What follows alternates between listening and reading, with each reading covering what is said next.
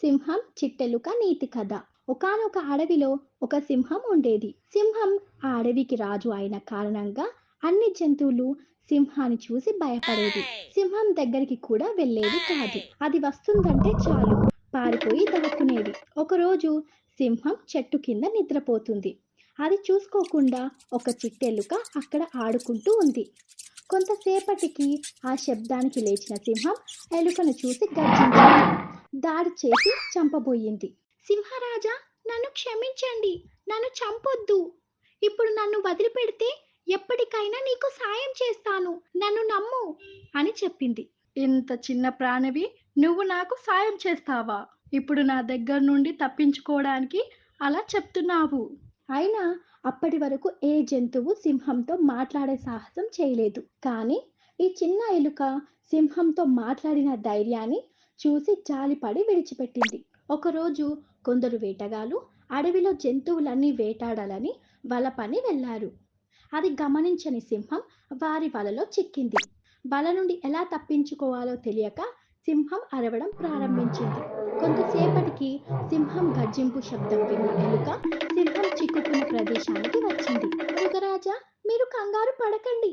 మిమ్మల్ని ఈ వల నుండి నేను విడిపిస్తాను అని వలని మొత్తం కొరికేసి సింహాన్ని వేటగాళ్ళ బారి నుండి కాపాడింది. ఎలుక చేసిన సహాయంతో ప్రాణాలు దక్కించుకున్న సింహం మనసులో పశ్చాత్తాపపడింది. చిన్న ప్రాణి అయినందుకు ఎలుకను చిన్న చూపు చూశాను. ఆ రోజు గనుక నేను దీన్ని చంపి ఉంటే ఈ రోజు నేను ఆ వేటగాళ్ళ దగ్గర బందీ అయ్యేదాన్ని. నా ప్రాణాలకే ముప్పు వచ్చేది అని అనుకుంది. అప్పటి నుండి సింహం ఎలుకతో స్నేహం చేయసాగింది. ఈ కథలోని నీతి ఏమిటంటే, మనం చేసే చిన్న సహాయం మనకి ఏదో ఒక రూపంలో తిరిగి వస్తుంది. కోతి గెంతులు. కోతి అంటేనే వింత చేష్టలకు, తమాష పనులకు, గమ్మత్తు అయిన హావభావాలకు పెట్టింది పేరు. ఒక అడవిలో ఉండే కోతి తన వింత వింత హావభావాలతో అన్ని జంతువులను ఆకట్టుకునేది. ఒకరోజు అడవిలో అన్ని జంతువులు కలిసి విందు చేసుకోవాలి అనుకున్నాయి. విందు జరుగుతుండగా జంతువులు అన్నీ కలిసి కోతిని నృత్యం చేయమని కోరాయి. అది నిర్మాటంగా వారి కోరికను మన్నించి నృత్యం చేయడం ప్రారంభించింది. దాని వింత హావభావాలు, తమాష చేష్టలు అన్ని జంతువులను ఆకర్షించాయి. సింహం, పులి, ఏనుగు, కుందేలు ఇలా అన్ని జంతువులు కోతి నృత్యాన్ని మెచ్చుకున్నాయి. జంతువులు అన్ని కోతిని మెచ్చుకుంటుండగా ఒంటె మాత్రం దానిని ఏవగించుకుంటూ, ఇదేమంత పెద్ద విషయమా అన్నట్టు పెదవి విరిచింది. ఇంకో అడుగు ముందుకేస్తూ కోతిని తిట్టడం మొదలుపెట్టింది. దాని మాటలకు మెచ్చుకున్న మిగతా జంతువులు, కోతి చేసింది బాగలేదు అనుకుందాం, మరి నీవు నీ విద్యను ప్రదర్శిస్తావా అని అడిగాయి. జంతువుల మాటలకు సరే అన్న ఉంటే నృత్యం చేయడానికి సిద్ధమయ్యింది. కాలు కూడా సరిగా కదల్చలేని ఉంటే నృత్యం చేస్తుంటే మిగతా జంతువులకు ఎంతో అసహ్యంగా అనిపించింది. దాని అసూయ, ద్వేషాలు, కలగలిసిన ప్రవర్తనను చూసిన జంతువులన్నీ దాని అడవిలో నుండి బయటకు తరిమికొట్టాయి. ఈ కథలోని నీతి ఏమిటంటే, ఇతరులను కించపరిచే ముందు తాను సరిగ్గా ఉన్నదా లేదా తెలుసుకోవాలి. అంటే బుర్రెపాయే నీతి కథ. ఒకానొక అడవిలో సింహం రాజుగా విధులు నిర్వహిస్తుండేది. అయితే సింహం దగ్గర చాలా ఆవులు, గేదెలు, మేకలు ఉండేవి. సింహం వాటన్నిటిని సాదుకునేవాడు. ఆ ఆవులను, గేదెలు, మేకలను మేపడానికి ఒక నక్కని కాపలిగా నియమించుకుంటాడు. నక్క ప్రతిరోజు ఉదయాన్నే వెళ్ళి ఆవులను, మేకలను, గేదెలను తీసుకొని వెళ్ళి సాయంత్రం కాగానే తిరిగి ఇంటి దారి పట్టేది. నక్కకు ఇది దినచర్యగా మారింది. అలా కొన్ని రోజులు గడిచాయి. ఆ రోజు ఉగాది పండుగ కావడంతో తన యజమాని అయిన సింహం నక్కను దగ్గరికి పిలుచుకొని, ఓయి నక్క, ఇదిగో ఈరోజు పండుగ కదా, మా యువరాణి బూరెలు చేసింది. నీకు 2 ఇవ్వమనింది. నీవు ఇవి తీసుకొని వెళ్ళి తిను. సరే రాజుగారు అని వాటిని ఇంటికి తీసుకువెళ్తుంది. ఏమోయ్, ఉన్నావా అని తన భార్యని పిలుస్తాడు. హా, ఏంటి అని తన భార్య బయటకు వస్తుంది. ఇగో మా యజమాని తినడానికి బూరెలిచ్చాడు, తిందాం రా. వాళ్ళు అవి 2 బూరెలను భార్యాభర్తలు చెరొకటి తింటారు. తింటూ నక్క భార్య, ఏమోయ్, ఇవేం బూరెలు అమృతంలా ఉన్నాయి. ఇలాంటివి నేను ఎప్పుడు తినలేదు. అవును, నేనెప్పుడు తినలేదు. మనం కూడా ఇలాంటి బూరెలు చేసుకుందామా? అవును అంటుంది. మరుసటి రోజు నక్క బూరెలు చేయడానికి కావాల్సిన పదార్థాలు తీసుకువచ్చి, ఏమోయ్, ఇగో బూరెలు చేయడానికి కావాల్సినవన్నీ తెచ్చాను. నేను పశువులను కాయడానికి వెళుతున్నాను. నేను తిరిగి వచ్చే వరకు బూరెలు చేసి ఉంచు. వచ్చిన తరువాత తిందాము అని చెప్పి నక్క వెళ్ళిపోతుంది. పిండి కలిపి బూరెలు చేస్తుంది. వాటిని చూడగానే ఎప్పుడు తినాలి, ఎప్పుడు తినాలో అని కుతూహలం వేస్తుంది. నేను ఇందులో నుండి ఒకటి తింటాను. నా భర్తకు నేను ఎన్ని చేశానో తెలియదు కదా అనుకుంటూ ఒకటి తింటుంది. మరి కాసేపటికి మరొకటి తింటుంది. అలా అలా తింటూనే ఉంటుంది. సాయంత్రం కాగానే భర్త ఇంటికొస్తాడు. ఓయి, బూరెలు తీసుకురా, తిందాం. సరేనని భార్య తీసుకొస్తుంది. వాటిని చూసిన భర్త, ఏంటి కొన్నే ఉన్నాయి? నువ్వు తీసుకొచ్చిన పిండికి 3 అయ్యాయి. నేనేం చెయ్యాలి? నేనేమైనా తిన్నానా ఏంటి?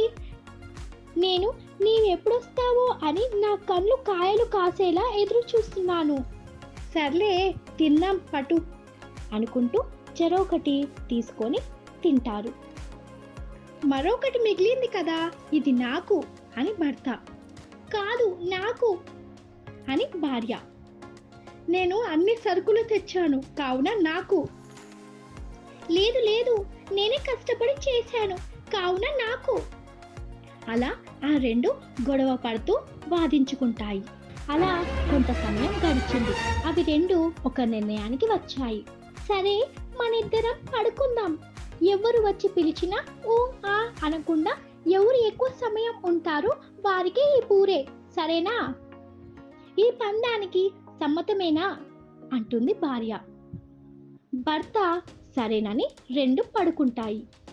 కదిలితే బూరే ఎక్కడ పోతుందో అని భర్త ఉదయమైనా లేవలేదు. తన యజమాని దగ్గరికి వెళ్ళలేదు. తెల్లవారి ఎంతో సమయం గడిచినా వారు లేచి బయటకు రాకపోవడంతో ఇరుగు పొరుగు వారు వచ్చి పిలుస్తారు. కానీ బూరె కోసం వారిద్దరూ పలకనే పలకరు. లాభం లేదు, ఎంత పిలిచినా పలకడం లేదు. ఏమైందో లోపలికి వెళ్ళి చూద్దామని చూస్తారు. అవి రెండు పడుకొని ఉన్నాయి. ఇరుగు పొరుగు వాళ్ళు ఎంత పిలిచినా లేవకపోవడంతో వారిద్దరూ చనిపోయారని వాటిని శ్మశానానికి తీసుకువెళ్ళి కట్టెలపై పడుకోబెట్టి నిప్పు పెట్టగానే ఆ మంటలో చూసిన నక్కలు రెండు అరుస్తూ ఉరుకుతాయి. అది చూసిన సింహం మిగిలిన వారంతా నక్కలు దయ్యాలుగా మారాయి అనుకుంటూ అక్కడి నుండి ఒకరికి ఒకరు దొరకకుండా పరుగు తీస్తాయి. నక్కలు వేరే అడవికి వెళ్ళి ఆ బూరెలను 2 ముక్కలు చేసుకొని, నీకు సగం నాకు సగం తిన్నుంటే బాగుండేది. మనం ఇలా చేయడం వల్లనే ఆ బూరెలు పాయే. ఊర్లోకి వెళ్లకుండా అయ్యాము. మనం వెళ్తే మనల్ని దయ్యాలుగా భావిస్తారు. కావున ఇలాంటి తెలివి తక్కువ పనులు ఎప్పుడు చేయొద్దని అనుకున్నవి. కప్ప పట్టుదల. ఒకరోజు అడవిలో 2 కప్పలు చెట్టాపట్టలేసుకొని వెళ్తున్నాయి. అవి చాలా సంతోషంగా అటు ఇటు గెంతుతూ వెళ్తూ మధ్యలో ఉన్న ఒక లోతైన గుంతని చూసుకోలేదు. దాంతో ఆ 2 కప్పలు ఆ గుంతలో పడిపోయాయి. కప్పలు బయటకు రావటానికి ఎంతో ప్రయత్నించినా రాలేకపోయాయి. ఇక లాభం లేదని గట్టిగా బెక్బెక్లాడాయి. ఆ శబ్దాలకు చుట్టుపక్కల ఉన్న కప్పలన్నీ ఆ గుంత దగ్గరకు చేరాయి. అవి పైనుంచి చూసి, ఇంత లోతైన గుంత నుంచి బయటకు రావడం చాలా కష్టం. పాపం, ఈ 2 కప్పలు ఇందులోనే చనిపోవాల్సిందే అనుకున్నాయి. గుంత లోపల కప్పలు మాత్రం ఇంకా అరుస్తూ గెంతుతూ తమ ప్రయత్నాలు తాము చేస్తున్నాయి. అది చూసిన పై కప్పలు, మీరు గెంతవద్దు, అనవసరంగా ప్రయాస వృధా. మీరెలాగైనా చనిపోతారు. కాసేపు హాయిగా కూర్చొని చనిపోండి అంటూ కేకలు వేశాయి. ఆ కేకలు విన్న ఓ కప్ప భయం వేసి కళ్ళు తిరిగి పడిపోయింది. రెండో కప్ప మాత్రం రెట్టించిన ఉత్సాహంతో గెంతి గెంతి ఆఖరుకు గుంత బయటకు వచ్చేసింది. బయట ఉన్న కప్పలు ఆశ్చర్యపోయాయి. మేమెంతమంది చేతులూపుతూ గెంతవద్దని చెప్తున్నా నువ్వు ఎలా దూకి వచ్చావు అని ఆ కప్పను అడిగాయి. అవునా, అలా అరిచారా? మీ హడావిడి చూసి నన్ను రారా అని ఉత్సాహపరుస్తున్నారు అనుకున్నా. అందుకే అంత పట్టుదలగా దూకాను అంది. నీతి: మనం ఏదైనా మంచి పని మొదలు పెట్టేటప్పుడు ప్రోత్సహించే వారితో పాటు నిరుత్సాహపరిచేవారు ఉంటారు. వారి మాట వినకుండా పట్టుదలతో పనిచేసే విజయం మనది.